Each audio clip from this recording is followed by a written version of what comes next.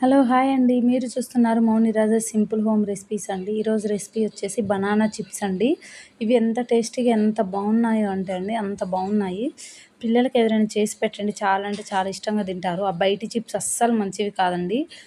బయట దొరికే చిప్స్ కన్నా ఇంట్లో మనం చేసి పెట్టేవి చాలా మంచిది హెల్త్‌కి. మనం ఎక్కువ చాట్ మసాలాలు అవి ఏమి యూజ్ చేయం కాబట్టి. సో, మీరు కూడా ఒకసారి ఇంట్లో ఈ విధంగా ట్రై చేయండి. చాలా అంటే చాలా బాగుంటాయి. ముందుగా ఒక 4 పచ్చి బనానాస్ తీసుకోండి.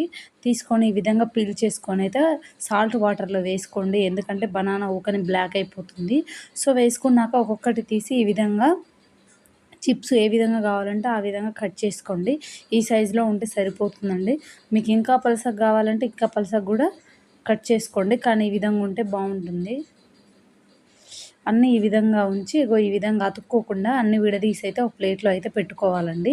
ఈ విధంగా అతుక్కుంటే ఆయిల్‌లో వేసినప్పుడు అవి అలాగే అతుక్కొని ఉంటాయి కానీ విడిపోవండి. ఈ విధంగా తీసి పెట్టుకున్నాక ఒక కళాయిలో ఆయిల్ వేసుకొని, ఆయిల్ మాత్రం చాలా అంటే చాలా వేడిగా ఉండాలండి. ఈ విధంగా వేడిగా ఉన్నప్పుడు మనం రెడీ చేసి పెట్టుకున్న చిప్స్‌ని ఒక్కొక్కటిగా ఈ ఆయిల్‌లో వేసుకొని మంచి గోల్డ్ కలర్ వచ్చే వరకు వేయించుకోవాలండి. ఒకవేళ యెల్లో బనానా చిప్స్ తింటామనుకునే వాళ్ళు ఒక గ్లాస్‌లో కొంచెం వాటర్ తీసుకొని దాంట్లో కొంచెం సాల్టును, కొంచెం పసుపు వేసుకొని పైనుంచి ఇలా స్ప్రింకిల్ చేయండి. చాలా బాగుంటుంది.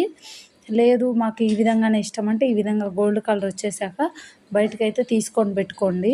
ఇదంతా చల్లారాక ఎయిర్ టైట్ కంటైనర్‌లో పెట్టుకుంటే ఈ చిప్స్ 1 వీక్ వరకు కరకరలాడుతూ ఉంటాయండి. మీకు చూపిస్తాను, ఒకసారి చూడండి ఎంత క్రంచీగా వచ్చాయో మీకు అర్థమైపోతుంది. చాలా అంటే చాలా బాగుంటాయి. పిల్లలు కూడా చాలా ఇష్టంగా తింటారండి. థ్యాంక్ యూ ఫర్ వాచింగ్ అండి. మీకు కూడా ఇలాంటి వీడియోస్ కావాలంటే మన ఛానల్‌ని సబ్స్క్రైబ్ చేసుకోండి. Thank you.